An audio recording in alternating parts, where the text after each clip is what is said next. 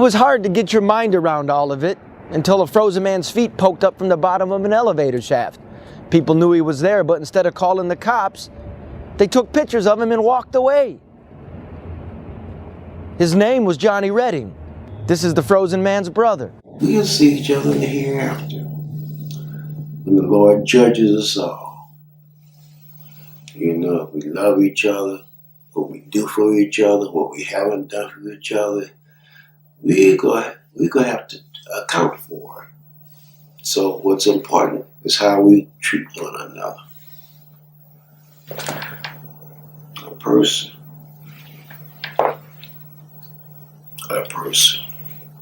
You know, I'm looking to see him in the next life. And that's the way I was raised. Period.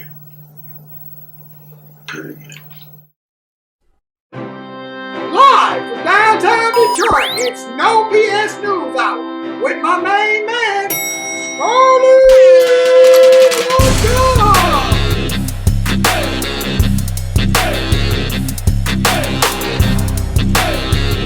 Na. No bullshit!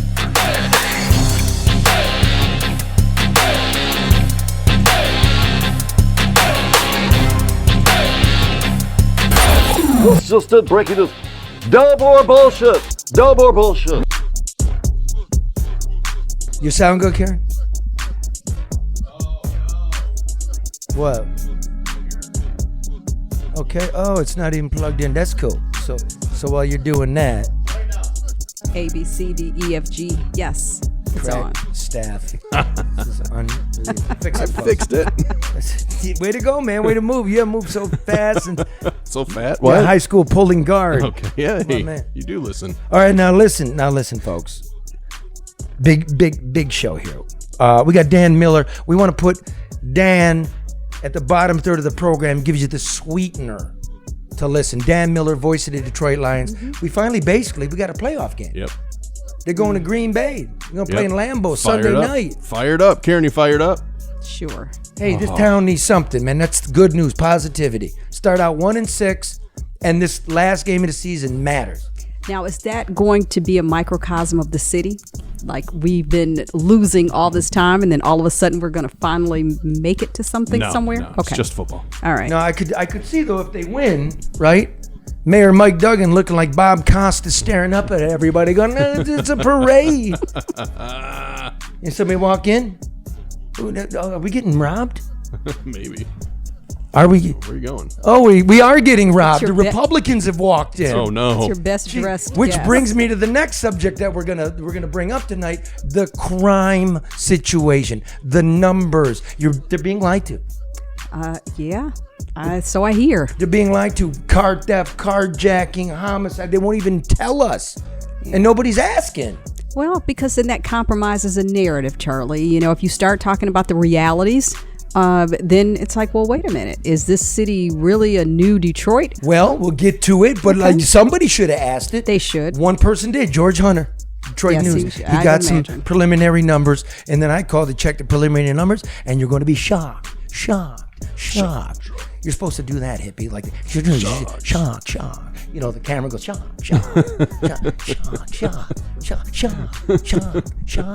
Gonna be shocked. Okay, and this from the vault of a Politico dude that just walked in trying to rob us. Told you so, Karen. What'd we tell him? Karen's getting texted by all the media who likes to pretend they know what's going on. What happened, Karen? But we called it. We talked about it some time ago when we said there was going to be We'll get into it all. Okay. What did Debbie Stabenow said that she would not run for re-election. Remember hearing that somewhere? Vaguely. And what was Duggan gonna do? Well, we were guessing, whether or Not not. guessing, we're hearing. Okay, well, yeah, but that's what I'm saying. We're hearing, but at this point, it's a political shuffle, Charlie. Let's wait until we talk about it. Stabbing all leaves, let's Duggan going, okay, Yeah. the musical chairs. That's Way to the go, whole point. Karen. And Charlie. All of a sudden, everybody needs to know. Yeah, but Isn't it nice to get older, work the phones, know what's Now, going on, and then tell the public? Yeah, I guess it is, but do your homework. Telling you. Pay attention. It's not that difficult. All right, so we'll do all that. But look, I'm gonna I gotta do this, that opening. Okay. The Detroit Frozen Man. It's the anniversary of me writing that story like 14 years ago. But here's what happened the last couple days. Look at me over here, man. Yeah. I want to have a conversation with you. Yeah, I This hear is you. hard for me. Yeah. So there's a artist installation at Cranbrook at the museum. There's a guy named Scott Hocking. All right. I got a couple calls this week and people went to this show. And they're like, hey, he's got a video installation in there of kayaking the Rouge. Really? Oh. Kayaking the Rouge. I kayak the That Rouge. sounds very, as I said, it sounds very familiar. You got any of my tape? I kayak the Rouge. It's not in any museum. Here's a little bit of it Should for be. you. Here's a little bit of it for you. Stay with me on this. There's a point to all 12 this. miles, 20 log jams, 2 chicken burgers, 1 capsizing. If day 1's leg was a choked jungle and day 2's was a placid pool of botulism, then the last leg was big water and heavy metal.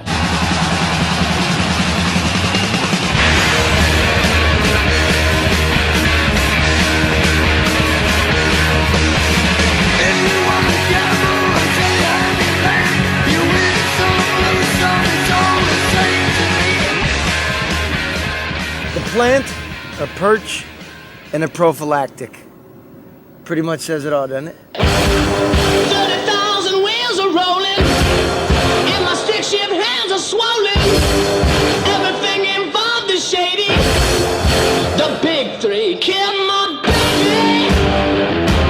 Yeah, yeah, yeah. So after 23 miles, thousands of strokes, 121 log jams, magnificent wildlife, and witness to the heartbreaking destruction of our world, we make the final turn at the Zug Island Steel Plant.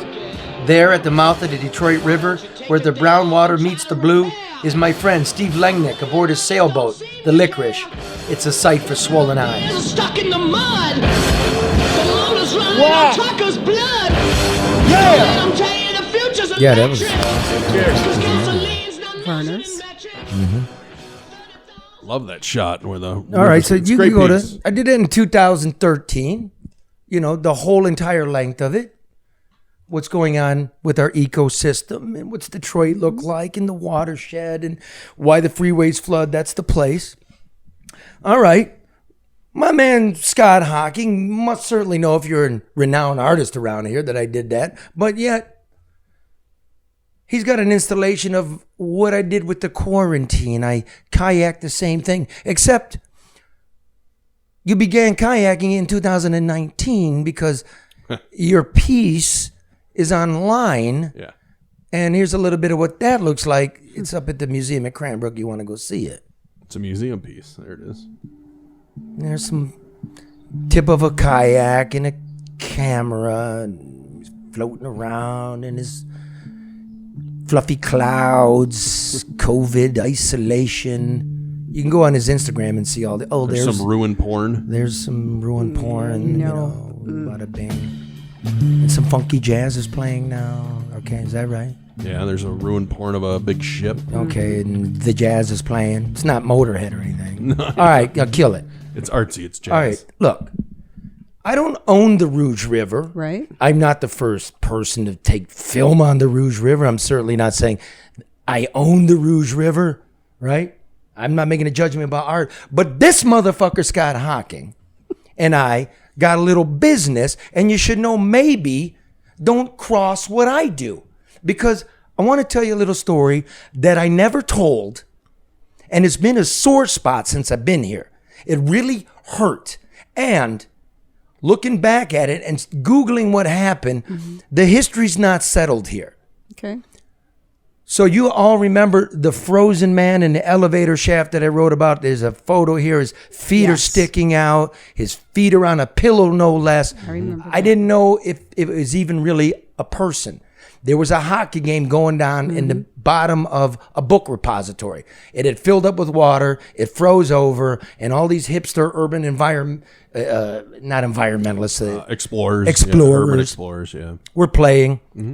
And Scott Hocking, the photographer, he specializes in this. I go into Detroit's abandonment. I find objects. I build art. I take photographs of it and I leave it. Well, his most famous piece of object that he left behind was this frozen man. Yeah. He was there, hired by a Dutch photographer as the tour guide to photograph these guys playing in our ruins and everything that's broken down about us so the guy could go back to Amsterdam and tell them what a fucking failure we are. And that was huge then. Remember, we had tons of people coming into the city. We doing were that. going bankrupt. GM, Chrysler, Ford, everything fell apart. The city was, you were there trying to manage a crash landing, for God's sake. So apparently, somebody goes to take a piss, and Scott Hawking finds this man. The Dutch guy comes over, him and a hockey player, like 3 people taking pictures of this man. What do they do? Hockey player goes back and plays hockey. Scott Hawking and the Dutch guy go off and have a fucking corned beef sandwich. A corned beef fucking sandwich. Now, my brother, who knows the hockey player that took a photo, the hockey player showed it to my brother. And my brother said, "What the fuck is the matter with you? You left him there." And the guy said, "I got a bunch of trespassing tickets. I was worried." My brother goes, "Let me fucking handle it." So he calls me. I go, "Man, it's a hoax. It's a mannequin. I'll meet you." I go there. We go down in there. I poke the thing. I'm not sure what it is. I kind of move the frozen pan like there's hair on this leg. This is a man. This is a human being who was left in the ice. This is a couple days later. Nobody did shit for this guy. So I wrote the story. And I called 911. And I told the police there's a dead man in there. The next day, the dead man's still there. And I wrote what's become of the collective heart. What's happened? And people got angry. Why would you come home to Detroit? It had been here a year. And you're putting this out about us. Because I'm from here. And we don't have to let this happen. This isn't... Mark. It wasn't an opinion piece. You were reporting what you saw. When you see a dead human being, what's the first thing you do? When you were... Wait. The question is... When you see a dead human being, what's the first thing you do, or you think you would do? You would call the authorities. You'd call 911. Wouldn't you? Yeah, of course. Why? Well, because one, possibly a crime or something has happened. This person is deceased. It's a dead man. there's a process that has to be He followed. belongs to you somebody. don't just step over that person and keep going. You don't take a picture and just. It's not art. It's not art. It's life. I mean, no, you don't do that. The irony of them, the hockey player and the photographer and the reporter from, where'd you say, Netherlands? Yeah. That they see a person who's lost their life and then they just go on living their own is pretty heavy, man. But think about this though. It's a forgotten person. Well, yeah, but they were here for a different reason. No, I know. Here, let me give you some more of the background. Okay. I write the story. It goes fucking international. In fact, the Dutch guy takes his photograph and puts it on the front page of an Amsterdam paper. Okay. And I cause a stir. So here's what happens. Mr. Hawking, I'm not going to judge you whether you were a coward or you don't know about real life or when things come upon you or when planes hit the tower, if you're going to run towards it or run away from it. You're going to know who you are at the moment. But what happened was there's a dinner party a couple of weeks, couple of days, whatever it was, after I ran that story. It had the art crowd, the not the hipster art crowd, but the establishment art crowd, establishment media, establishment politicos. They're sitting there having dinner. And this guy Hawking goes, he misrepresented it, and we need somebody to look into LeDuff and his brother. Okay, so now the hit piece is out. Like, you commission a piece to hit me and my brother for getting a man back to his family, and you heard from his brother. Shame, man.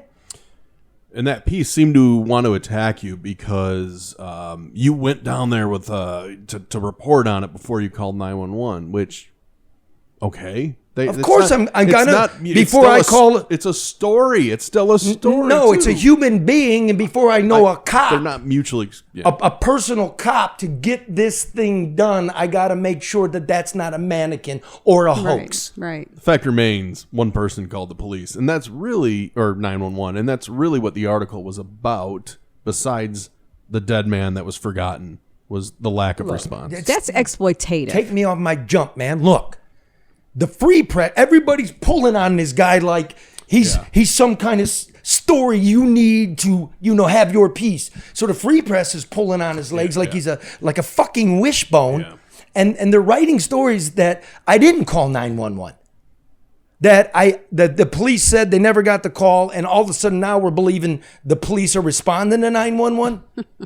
Okay. So I get an email from this Hawking guy, and he says, well, there were homeless men living in the book repository, and I was thinking about the living human beings, and obviously the man had been down there a while and he wasn't going anywhere. So while I was having this corned beef sandwich, I was plotting what I should do. What? Okay, so when was he supposed to be taken out? In the spring thaw when he rots? That's crazy. What are you talking about, dude? So they do the hit. They're not coming to hit. I cried.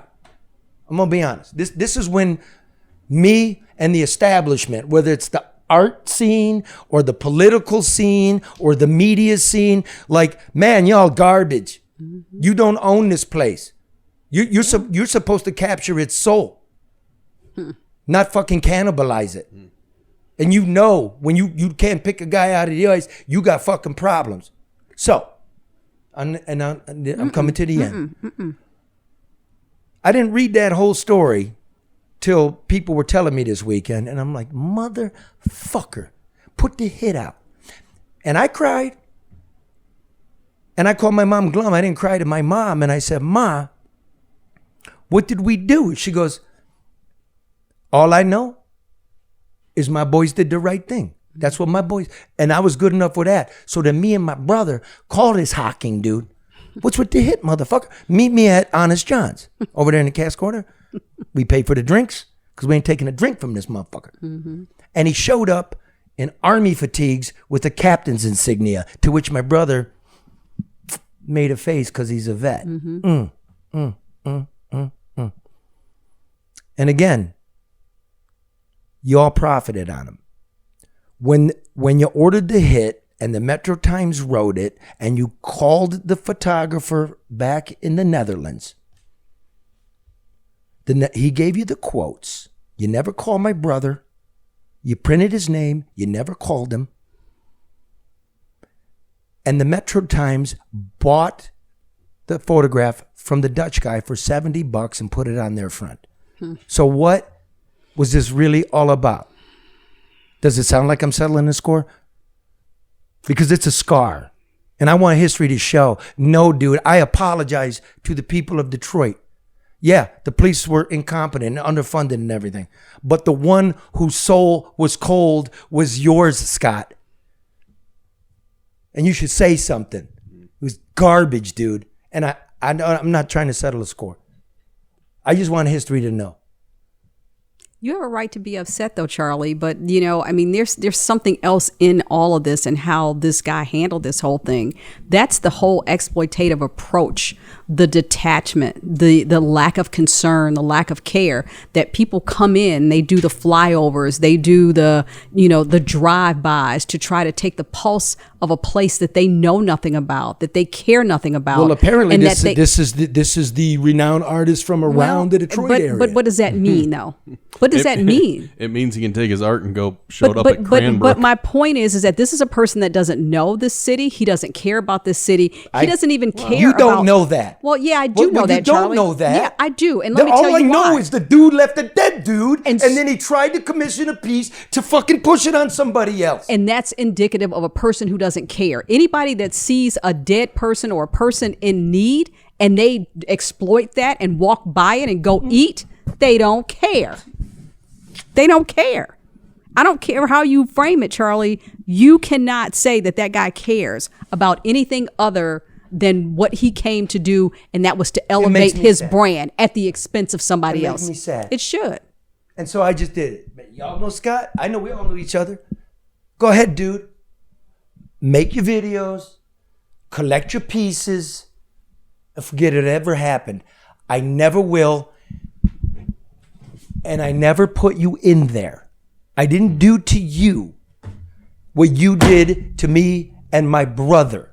I could take it. What you did to my brother. All y'all are bullshit, and we're over it. And I don't care if you want to line up. I don't care. College for Creative Studies, DIA, City Hall, police headquarters. I don't care because I love you. And if it happened to you, I will be there. I know I will. I know because I have. And people that know you, Charlie, know that. Who is this guy? I mean, this was somebody like so many people were doing at that time. Mark, we were talking about, the whole ruined porn and everybody's coming in and trying to show the struggle of Detroit, the decline of Detroit, and benefit from it. And I was accused of that myself. Karen, I'll give you one guess. Who do you think's putting on his installation up at Cranbrook? Who do you think the money is behind The it? underwriter? Yeah. Who's the underwriter? The Gilbert family. Excellent. Oh, good for. That's the guy's job. Good for him. Whatever. But I'll tell you this too. People, all connected, People buy into the perception of things. They're like, oh, this is getting a lot of attention. This is what, and that's why he's a renowned. I mean, come on. We know about fluff. Okay, and we do. I don't care if you're a lobbyist or you work for the auto company or you work for the power company, and I don't like him. I don't care because I'm not lying. Mm-hmm. This is real stuff. That's true. What else is in that art installation? Is he eating dog food? Is he sitting with a squatter? Well, But you can see it limited time only at Cranbrook. Google it and check out his Instagram. I'm only bringing that up because those are things you did, just like the kayaking. I'm sorry. Okay, I know what you're saying. Hey, LeDuff, it's really small and petty of you. Probably. No, it's not. No, it's Maybe. not. Charlie, hold on. Let me say this. This is a big thing in my life. But it's not just that. When people like you, like whomever, when they put effort behind who they are and what they do, you take pride in that. It is disingenuous for somebody to come and I'm not even going to call absorb. I mean, he just outright stole what you did for his benefit. So no, it's not petty. That's not petty at all. I didn't mention motherfucker even. I wrote because you're above that. I wrote Charlie. 2 lines in there, like the hockey players were playing, body was found, they continue to play. Then hockey players I got a call. First of all, more than one hockey player took the picture. So all you hockey player guys, I went back and saw that too. That's the truth. It was more than just one of you. By the way, 2 people spectating and 1 hockey players, the hockey players. I wasn't there. I don't know. But I come to find out more than one of you did. And you knew. And one of you called up threatening to beat my ass because I ruined your fucking Showtime movie. That's what happened. That's what happened. And the guy's name is Johnnie Redding. Yeah. He's Otis Redding's cousin. For history, he's buried now. He got to his family. That was his brother. And I will do the same for your brother. Can anybody, please, in this church, tell me they're going to do the right thing? And even if you do the wrong thing, because that's the word, that you repent for it. That you sit with yourself. You don't have a fucking dinner party. No, you don't. You don't. So that's that. If you want to answer, Scott, you know where to find me. We know the same people. Congratulations on it. It's really not bad art. It's really quite astounding. I know some of his art's kind of... It's really quite astounding. It really is. Now, having said that, coming up here in the 80s, Tyree Guyton over at Heidelberg in 86, the Propeller Group, do you remember them? Yes. That was the 80s. I was making art from found pieces. It was a whole movement. Michael Kelly, he's the biggest thing ever come out of here. Yeah. God rest his soul. So, it's not again, a new medium. Yeah. That's like Brock hung the first Cubist painting. And then who's known for it? Picasso. So that's okay. I don't own the river. Nobody owns collected junk making it art. I'm just saying. There you go, dude. That's what happened. And I'm still waiting for the apology. I really am. Now, speaking of the afterworld, remind you to consider Luke Nowacki for your corporal needs. Let's roll that. This message of uplift is brought to you by business and personal wealth advisor Luke Nowacki, who reminds you that what does it profit a man to gain the whole world but never enter the kingdom of God? But while you're waiting, Nowacki wants you to remember that overreaction is not a sound financial strategy. So call Luke Nowacki at 248-663-4748 for sound financial advice. Yes, Luke Nowacki. Oh, and American Coney Island. You know all about it. Except you don't know the secret menu. I've just learned. There's a secret menu. Listen in. I'll wait. Go get a pen. Secret menu. Okay, I'm it's like writing in and it out. down. Secret menu. Do you know about the 500? No. Anybody? The 500 is a double coney dog. Two dogs, all the fixins. Nice. That's the 500. Sounds like a mark kind That of. comes from Vegas you're in a, watching carbs. in a group of high rollers who convene every year and they wanted something special. It's the 500. Cool. It's now being imported to Detroit from the Vegas store. And don't forget the Cirque Hotel and Victory Burger, right? There's movement going around. Okay. Oh, he's getting a piece of paper. He's stealing my he's stealing my coney. There is also a excuse me. This isn't fucking study hall. Thank you. The 500 super special. What's that? It's a 500 That's super? with the loose burger. Nice. 500 super special. There's the E special. E special, okay. E special is created by E. I'm not going to say who E is. That's More secret. secrets. A secret. That is the chicken tender sliced on a bun with your choice of toppings like ranch, lettuce. Oh, it's delicious. It's a favorite of the staff. Is it not, Hippie? Absolutely. You forgot the tomato. Tomato, if that's what you order to your liking, right? There's the G dog, which is a gyro. It's not called gyro. Yeah. It's gyro. And the Pete is delicious here, but I like them in the buns. Nobody ever talks about the buns here. They're delicious. They're soft. They're steamed, right? Very tasty. Amazing tensile strength. Can really hold a lot. What? He's showing off his Michigan State tin style. Yeah, but that's the delicious. And this one, the Mound. The Mound. The Mound, which is chili cheese fries, right? Chili cheese. Topped with loose burger and onions. The Mound. And I like to get those extra crispy. Well, hey, I have one that's on the secret menu. What is it? That only I get. It's a loose burger with mustard only. That's it.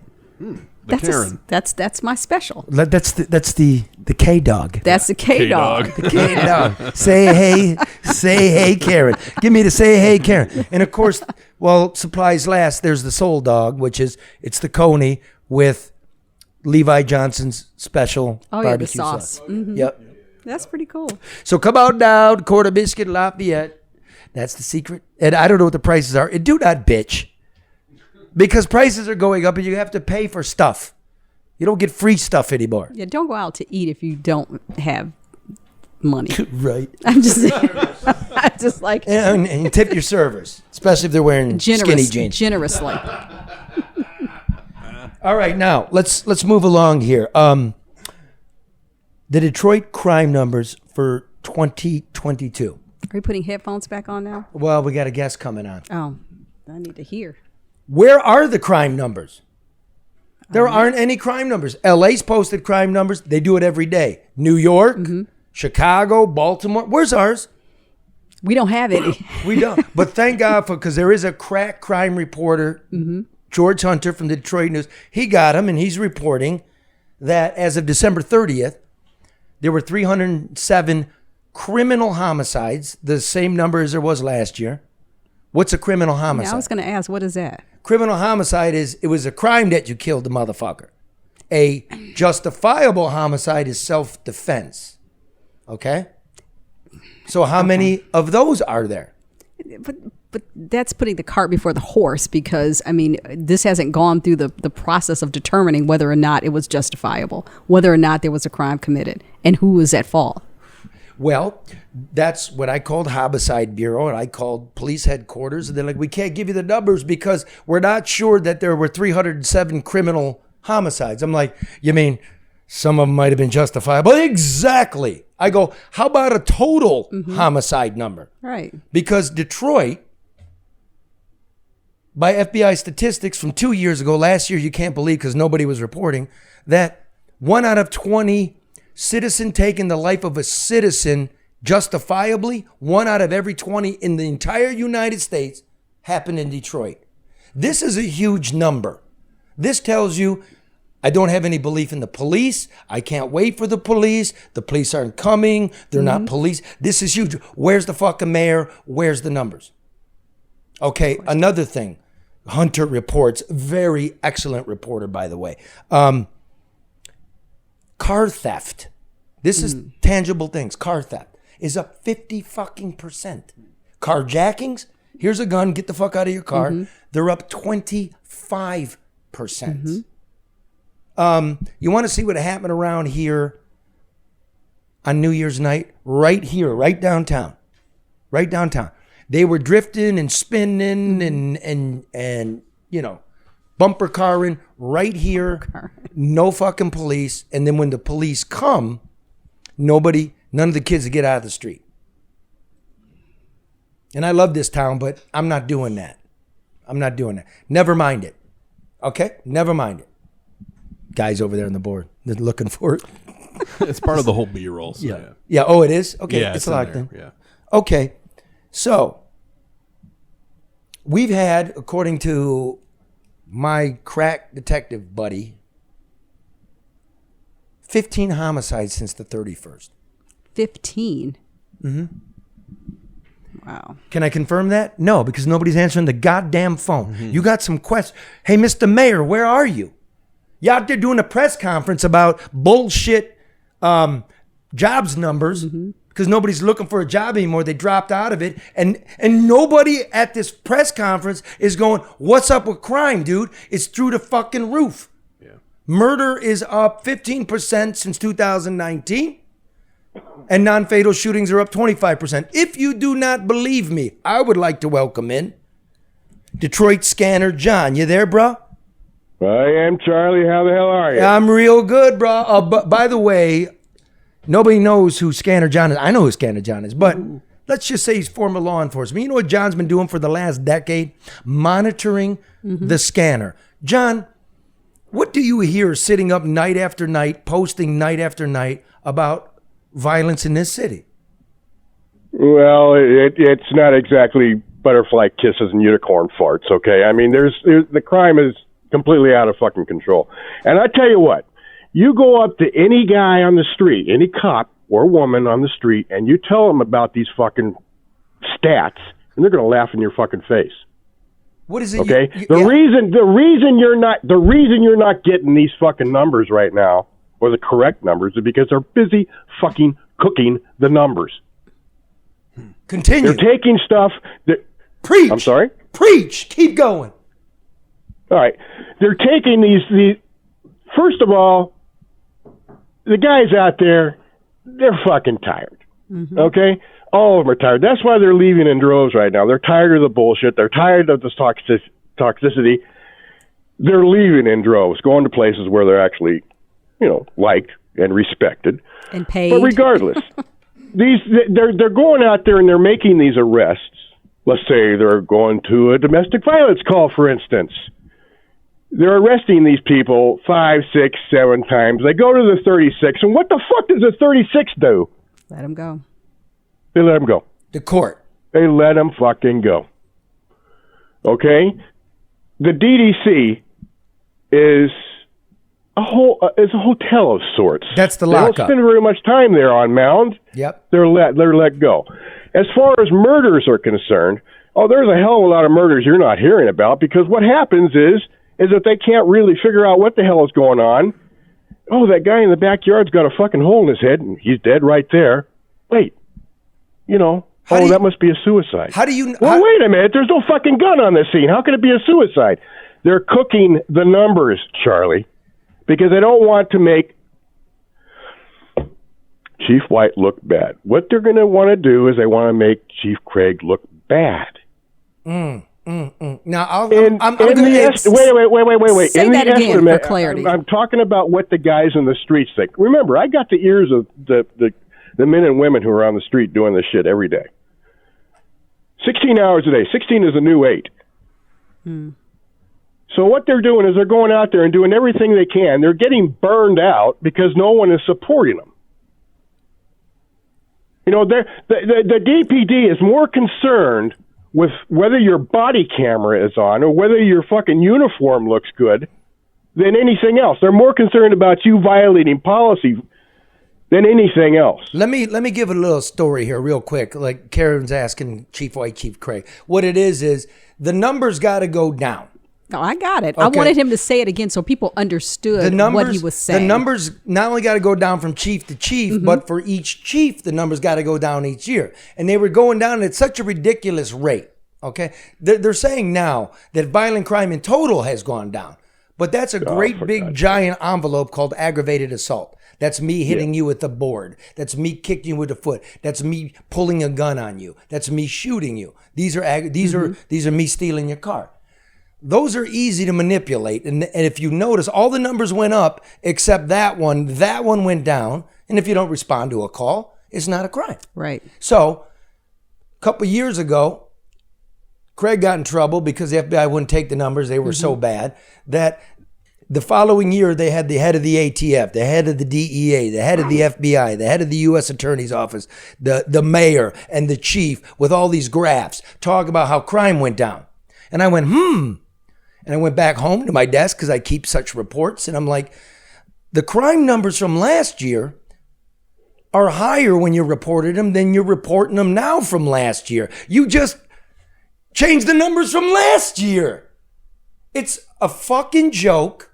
There's a reason that Michigan is number 4 in the United Van Lines study every year. People moving the fuck out of here. Yep. Now, we got the governor and the attorney general and the secretary of state putting out TikTok videos. Look at us. We're Charlie's Angels. We're here. You're not solving anything. Play it. All right. It's a joke. No, I don't like that, Charlie. And I said, when I did a column a few weeks ago, kind of in a very nice way, that the governor shouldn't try to be the cool mom. Like, we need leaders. I don't need the cultural appropriation. I don't need you to pretend that you know about something that you don't know about because all the kids that are working for you are telling you that this is the way to do it. I don't like that. You know what else? I'm sorry? You know what else? What? I don't need you saying, well, it's a trend across the United States. I don't live across the United States. Yeah. I live here. And if you're running for president, then give me a fucking solution instead of giving every special interest some money except the special interest, which is the people of this town's life. But people think that works. Somebody said... Does work. They were like, oh, well, you shouldn't criticize the governor because it got her, another win. But it hasn't gotten any wins for the people that she represents. Right. Do we win? Hey, Detroit Scanner John, do we win? Yeah. No. No, you know what? I'm not that much into politics, to be quite honest with you. I'm just concerned with results. Okay, that's politics. I don't care if you're Democrat, you're Republican, you're independent. I care about the people on the fucking street. I care about the citizens of Detroit, the good citizens who are working their asses off. Pause right there, John. Did you hear me? Did you hear me say a political party? They're all fucking bullshit. It's bullshit as far as I'm concerned. Bullshit. It's all bullshit. Your first concern should be the people of your state and of your city. Say it again. That ain't happening. Say it again. Sorry, amen. Say it again. Say it again. It should be the people. It should be the citizens of your state and the citizens of your cities. That's where the importance lies. And speaking of fucking appendages sticking out of the ground, my good friend Charlie Langton, hardest working man in journalism business, sends a report just the other day. A line worker, because the power went out again, sees 2 fingers sticking out of a ground in the yard. Are we going to count that last year or this year? Van Dyke, a body was found in a shallow grave by a DTE contract worker on Wednesday. The FBI was called out to assist Detroit police in identifying the body. We don't know the gender, but it was found in a shallow grave. Apparently the DTE worker saw a hand sticking out of the ground right in the back of this house. And that's that. So that's crazy. I guess in the end, it's about this, John and Karen and everybody out there. Let me just, y'all gotta fucking behave yourself. Murder's a sin. I don't care how angry you are. It's a fucking sin. There's nothing any of us can do if you don't want to be part of the fucking human family. But think about all the stuff, and Scanner John can tell you probably more. People just see what they see on the news. But think about all the stuff that you don't hear about. Think about the things that aren't reported. Think about the things that, never make it, to the news or to social media. Yeah. Everything you hear on the news or on your cop shows is sanitized. Mm-hmm. Okay? You can't put the kind of stuff that I throw up on my page on the news or on your whatever cop show you prefer. It's all sanitized. It's terrible out there right now. It's terrible for the good citizens of Detroit. It's horrible for the cops who are out there trying to do their best because they're not getting any support from anybody, including top brass. And brother, it's all over the state. We've got 9 of the most violent. We've got 9 of the most violent cities in America. All I know about is Detroit. Okay, well I'm trying to fucking educate people beyond Detroit. Lansing, it's your problem. Saginaw, Flint, Jackson, Battle Creek, Grand Rapids. It's all of our issue. Inkster. It's all of our issue. We got to be a human family over here. Okay, now listen. John, where can people follow you? Very, very eye-opening, very important work you're doing. Where can they find your work? Well, they can find me on Facebook at The Detroit Scanner and also on Twitter, which is just Detroit Scanner. All right. We'll leave it at that, Those are the places you can find me. Thank you for the work you're doing. It's important, and Hey, Charlie, next time can we do EMS? Because I got a lot to say about them too. Oh yeah. Okay, I'll tell you what, man. Within the next month, we'll have you back. Does that work? There you go. Let's do a special on that because Thanks, real quick, nothing's on. changed. Nothing's changed with them ambulances. No. But John said something. He said, they want to make sure that the chief looks good. But it goes beyond that. The mayor has delivered a narrative. Yes. And what happens in the police department has to support and not compromise that narrative. Yes, that's politics 101. That is. That's it. And every police department's doing this. Yeah, so it has nothing, he's just a pawn in the game, but the true story has to support the narrative. But I don't. Let's go. I don't get this. I don't know why the Baltimore Sun keeps its own database. I don't know why the LA Times keeps its own database and we don't do shit. And I've been asking forever, why aren't we doing it? Why keep a database when you have press releases? Yeah, there you go. Now listen, if I told you about car theft and Detroit, you pay the most exorbitant insurance in the world. I'm going to tell you, and this is the truth, how to bring the number down. You call Legacy Partners. It's not going to be Birmingham prices. But you're paying $4,000 a year. $4,000 a year. How much you pay for your car insurance? I'm not even going to tell you, Charlie. Okay, is it around 4? Oh no, it's more. Way. Oh my God! I mean, but I've got more than one car, so I mean, collectively, it's a lot. It's too much. Call Legacy Partners who shop for you. They don't gouge you. They find you a lower price. They get their commission. I can't say enough. Their customer service is great because I just had to take over my lease that expired, and they're like, "You got to contact your insurance," and then the bank sent me this thing. I'm like, I don't know what this is. So I just sent it to me. He goes, I got it. But let me give the number. Okay. 586-209-4106. I'm telling you. no cost to you to call. They'll do the work. They'll come with a number. You like the number, you go with it. 586-209-4106. They're doing all my stuff now. And I'm saying let them check, because you've been misled to believe that the high insurance rate is because of unlimited personal injury protection. And so people say, oh, let me cut it so I can save money. Yep. Don't do that. That's not, and by the way, Detroiters and basically much of Michigan pays way more than the average in America for your home. Yeah. Okay? Your home is your asset. Over 40% of Americans don't have $500 in their emergency fund. A lot of people don't realize they can use the equity in their home to put themselves in a better financial situation. You are drowning in credit card debt. Get that rate lower. Get a cash out refi from Hall Financial that can help relieve financial stress and keep you and your family prepared for the future. Whether you're looking to purchase a new home or refinance your current home, you need to call Hall Financial first. 866-CALL-HALL, or get started by going to callhallfirst.com. ADR. You need to get things done. You're working with the city. You're working with big corporations. They've overseen more than $250 million in private and public construction projects since the turn of the century. Reduce your costs, increase your bottom line. ADR. Honest, ethical, smart. Call Barry Ellentuck at 248-318-9424 for a consultation. Get the job done right, on time, and on budget. ADR 248-318-9424.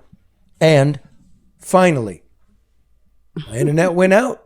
Who do you call when your internet goes out? You call XG Service Group. Matt Yaskowitz at 734-245-4100. Today they were on poles hanging cameras on poles for the train crossings. So you don't get hit by a train, or you can use an app to know that your way home. Because, man, you're up there in Shelby Township. You're over in Warren. You're over there in Brownstown, right? Yep. We don't have bridges for the trains. Yep.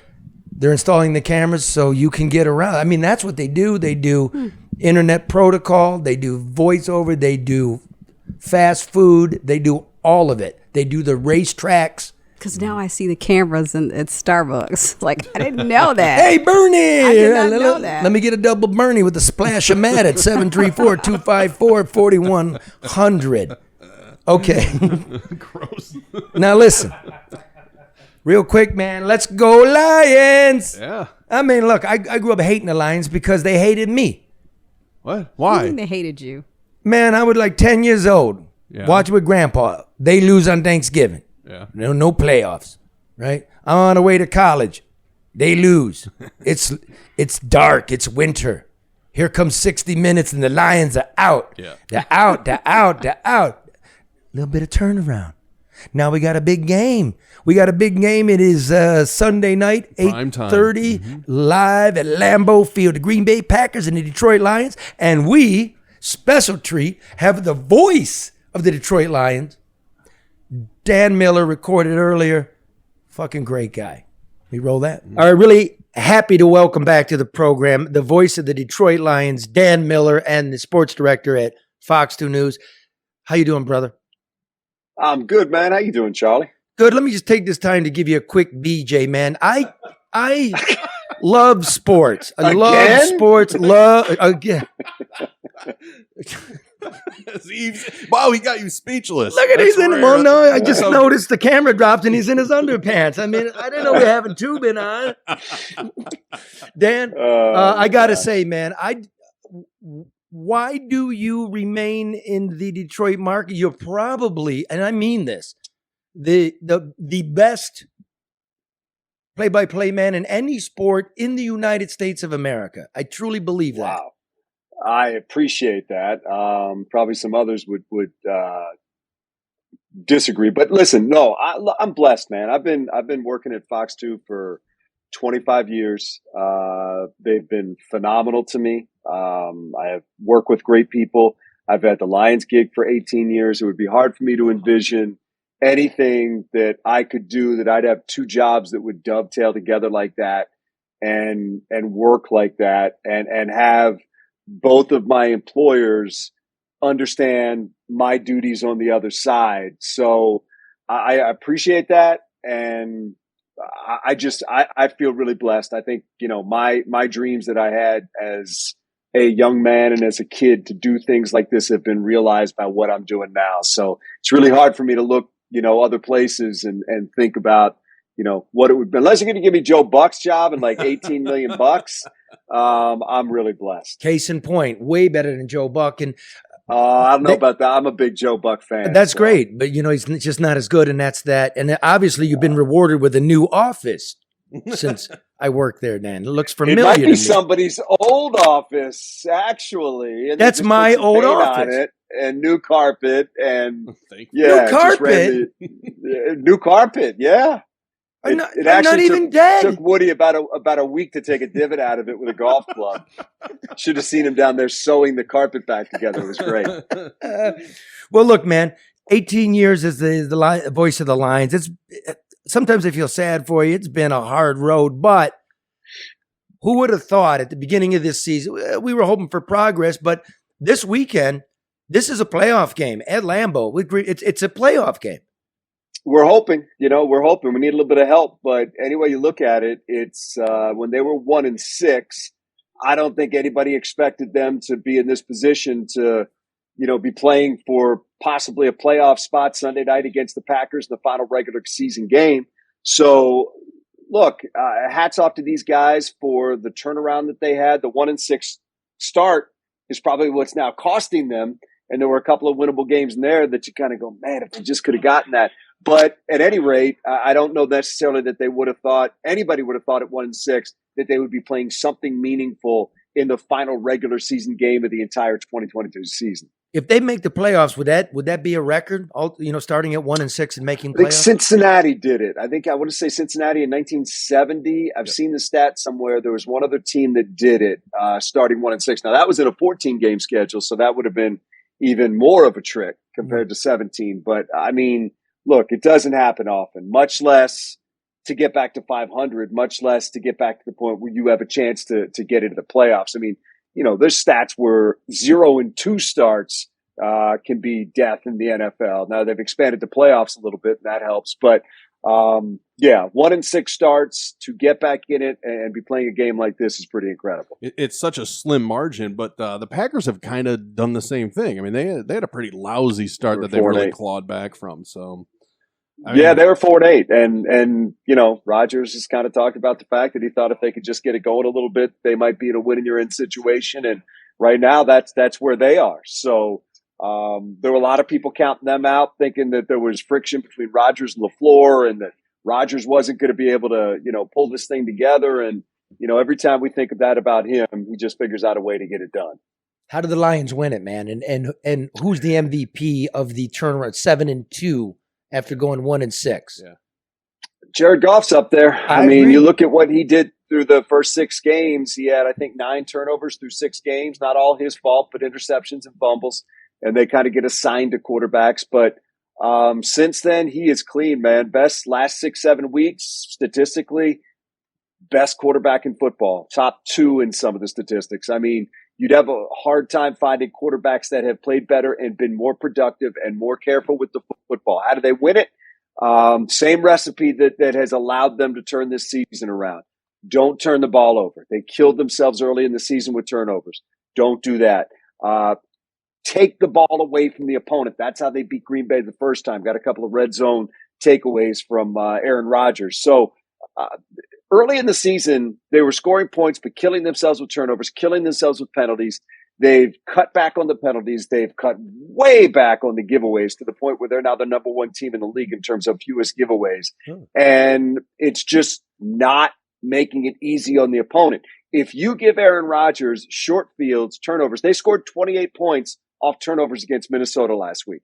You can't win against them if you're giving them those kind of opportunities. So it's clean football, and I think it's important that this offense continues to produce the way that they produced most of the year. They're the 5th leading scoring team in the NFL. Got to keep putting up points, keep the pressure on Aaron Rodgers. Green Bay can run the ball, and the Lions have. So don't you think sort of that the play in the box is key here? No question. No question. It's huge. And you're right. And you're right. And it's been funny because there are games where it has been problematic. You mentioned Carolina. That was a huge problem. And then if you go back the 2 games before that, it was Minnesota and the Jets. It was 39 carries for 72 yards that they had given up on the ground. And that includes playing against Dalvin Cook. So they've been really good against the run at times this year. And then at times it's like they'd never seen it before and haven't been able to stop it at all. So yes, no doubt. Aaron Jones, great player. He's gashed the Lions before, is a threat from anywhere on the field to score a touchdown. You got to find some way to slow those guys down, because if they're running the ball effectively, it just makes Rodgers more effective. It's basic stuff, man. It's the stuff you get from every coach every week when you talk to him. What do you got to do this week? We got to stop the run. Got to make them one-dimensional. And yes, that's a big part of it. When Charlie asked you, what was it that turned the season around? Why don't you do the sports radio thing and go, well, they traded TJ Hawkinson and that was an issue. It does seem really weird that they got rid of one of the best tight ends in the NFL. And next thing you know, the tight ends are producing. Is there any correlation there? I think it's less about TJ and more about this offense. I mean, look, TJ's a really good player. I think it was a decision about they weren't going to pay him the kind of money it was going to take to keep him in the long run. And I think this offense, with the weapons that they've got, now that they're healthy, with Josh Reynolds, with DJ Chark, with Amon-Ra St. Brown, Jameson Williams is back now, Swift, Jamal, the tight ends, all of whom are playing well, Brock Wright, James Mitchell, Shane Zylstra, all those guys. With those weapons, offense clicks. So it's my job. These guys know with that offense, this just clicks. And I think it is basically, I don't assign that to TJ. I assign that to the job that Brad Holmes did in having the number of weapons that they have out there to choose from. And Jared Goff has done a phenomenal job at not trying to force it to anybody and just going to whomever they're not covering, because you can't cover everybody against this offense. And that's why they've been successful, and that's why they've been able to score so many points. Now, I don't even know if we'd be talking about, okay, need to win, need a little help. Rams got to be Seattle. But let's look at Dan Campbell, second year, a couple questionable decisions at the beginning of the season. What comes to mind is Minnesota and going for a field goal instead of going for it, instead of punting it. People were calling for his head. Have you seen growth in this guy? Not as a leader of men, but schematically able to manage. Yeah, I think so. Yeah, I do. I think we have seen that in games where they have been better at managing the clock. And I think he also, look, that was kind of a moment in time where I think he realized he had one play with his biggest strength, his offense, to win that game in Minnesota back in week 3. You had a 3rd and 4 at the Minnesota 36-yard line. Excuse me, a 4th and 4 at the Minnesota 36-yard line. If you go for that and get it, game's over. Minnesota can't stop the clock. Game's over. Lions win the game. If you don't, they've got to go from the 36-yard line and try to score. Now, as it was, they tried the field goal. They had tried from the 44-yard line, and they ended up winning. I think that was a moment that he just said, I needed to trust my guys. I had one play to win the game versus having to make numerous plays to win the game because they were only up 3 and a touchdown still would have beaten them. And after that game, he came right into the media and clearly visibly upset, said, that one's on me. I made the wrong decision and I cost my team the game. And I think since then, I think there's still been gambles. There's still been the throw to Penei Sewell, which if it works, you look like a genius. If it doesn't, people ask why you're doing that. There's still been different things that have worked out for him. He's still a coach who is not risk adverse. But I don't think there's been anything that you would look at and say, oh my gosh, that absolutely cost them like he felt the Minnesota game did. Any predictions? What do you think? Nah, you know what? I kind of got out of that. If I said they're going to win, everybody says you're the play-by-play guy. If I say you're going to lose, everybody's like, you're the play-by-play guy. Why are you saying they're going to lose? So here's what I'll tell you. I'm really anxious to see how these guys play in this game. And a lot of it obviously depends on what happens with Seattle. But look, man, the thing that excites you about this team and this organization right now is that they have a lot of young players that are developing and getting better. And we haven't seen that around here, where they draft a guy and he comes in and you see him become part of the solution versus being I don't know if this guy's any good. I don't know if he's going to get a second contract. Now we got to draft somebody else at that position. And now we get to see these young players, and you can go up and down the roster and find them, second-year guys, first-year guys that are a big part of this organization. Go into Green Bay on a Sunday night against Aaron Rodgers at Lambeau Field, maybe for a playoff berth, maybe not, maybe just playing the role of spoiler, and see how they react. This is a big moment for them. It's a big growth moment for them. And I love what Dan Campbell said. He said it's a big game, and I'm going to tell him it's a big game, and I want him to understand it, and I want him to embrace it, because in his words, we're going to be playing in a lot of big games around here, and this is just the first one. And I think that's really cool, and I agree with it. I think the foundation's being laid for some really nice things to happen around here. I think as it stands right now, if the season ends for them on Sunday, you look at it and you say, all right, know what you did. 2 first-round picks, 2 second-round picks, money to spend in free agency. At a minimum, we expect you to compete for the NFC North next year. It's been a while since we really felt like we could say that and mean it. So, look, huge opportunity, cool opportunity. Want to see how these young guys play. But whatever happens, I love what's happened with this organization this year. And thankfully, it's been flexed to a night game because we haven't had any primetime games this year, and they kind of deserve that. But how has it changed for Dan Miller? Because I imagine, when they're 1-6, the end of October, everyone's coming up to you, that team sucks, and now they're probably just over. I mean, this town's going to explode. Let me tell you how it is for Dan Miller. Please do. He's unlike Dan Campbell. He's risk averse, and he's not going to tell me how he thinks his game's going to play. Very much so. No. Here's the thing, Mark. Mark, I will tell you this. You're 100% right. The best part of this gig is when they're playing well and fans are happy. The toughest part is when you go to the gas station or the grocery store or the restaurant and people want to tell you what's wrong with the franchise and how to fix it. And I get it. That's their passion coming through. And part of my job is I have to listen to them. And if they didn't feel that way and weren't invested, then what I do wouldn't be possible. So I get it. But it's a lot more fun when you go out and they just want to give you a high five and say, man, that was unbelievable on Sunday. So look, when they're 1-6, it's hard. It's hard, man. You come home on Sunday night and you just collapse and you just sit down and you're like, all right, got to rev myself up for another week. And you go back to Allen Park and look, Campbell's a rock. Never changes. He's a guy's guy. He's a dude.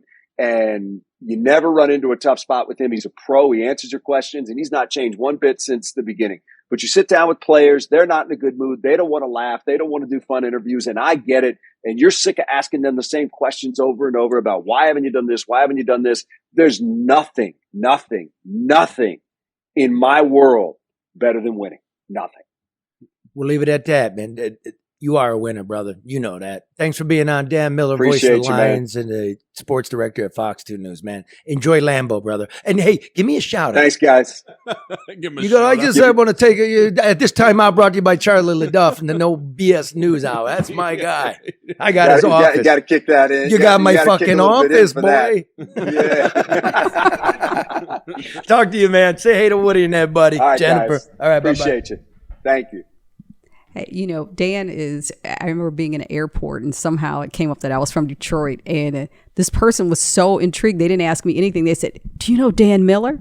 I mean, they were just like enamored with him, and they said, tell him I think they gave me all these compliments. So I sent him the message. He was like, wow, thanks. I mean, I don't know who this person was, but they associated Dan Miller or Detroit with Dan Miller. I mean, he's a class act. He is Detroit. Yeah.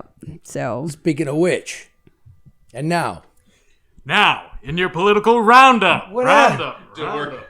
What happened? It didn't work. I thought it would. And now your political roundup. We can't do a reverb in here? No, apparently not. We don't have sound effects? Not on the fly.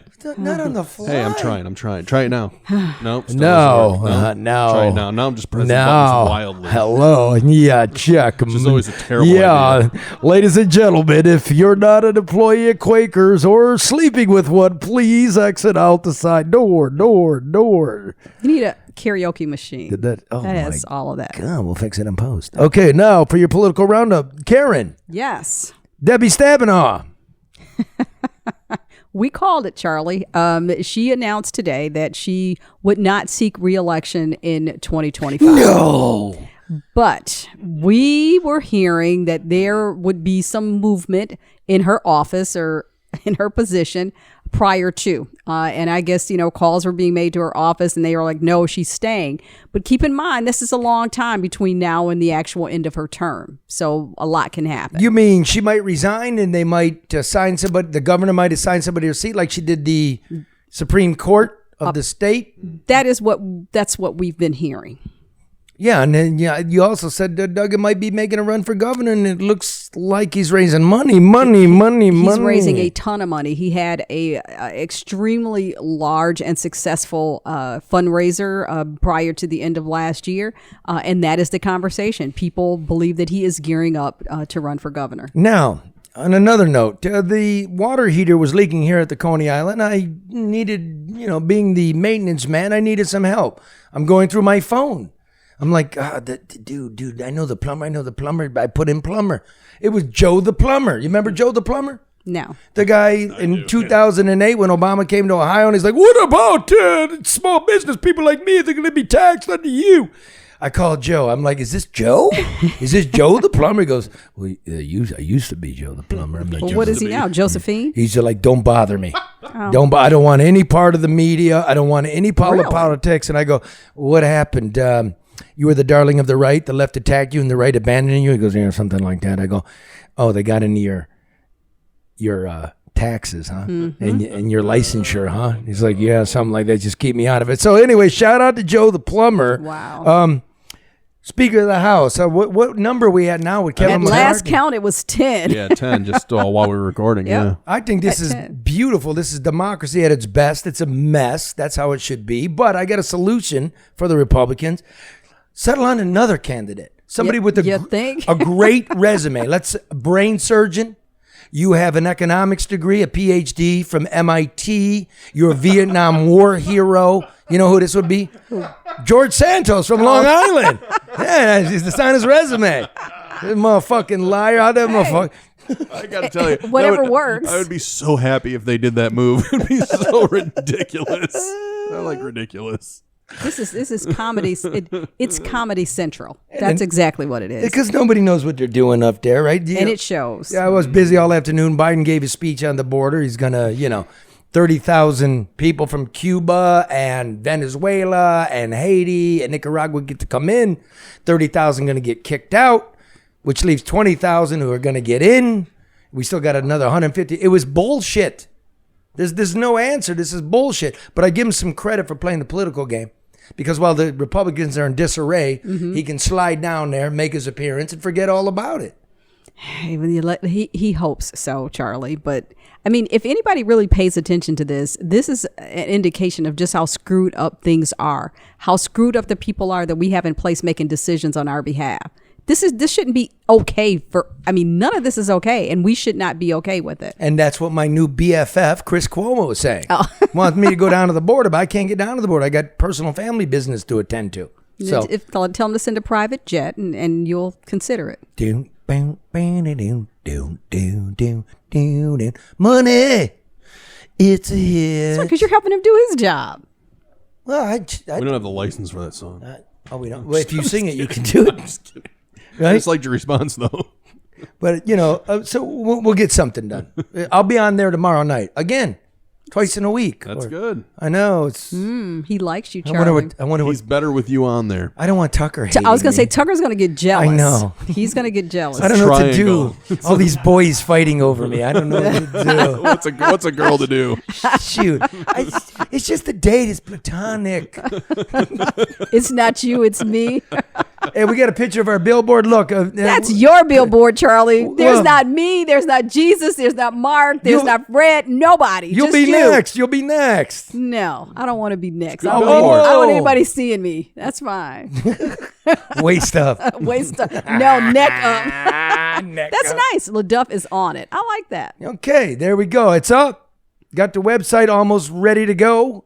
There's the billboard. We are rocking. We are top 200. We love y'all. And this is going to be a wild year. Sorry for the negativity. It wasn't negative. No, That it was wasn't. That was honest. And we like to remind you here at the No Bullshit News Hour, if you see a dead man, please report it. Thank you. We'll see you Monday for the No Bullshit Lunch Hour, 12 o'clock sharp.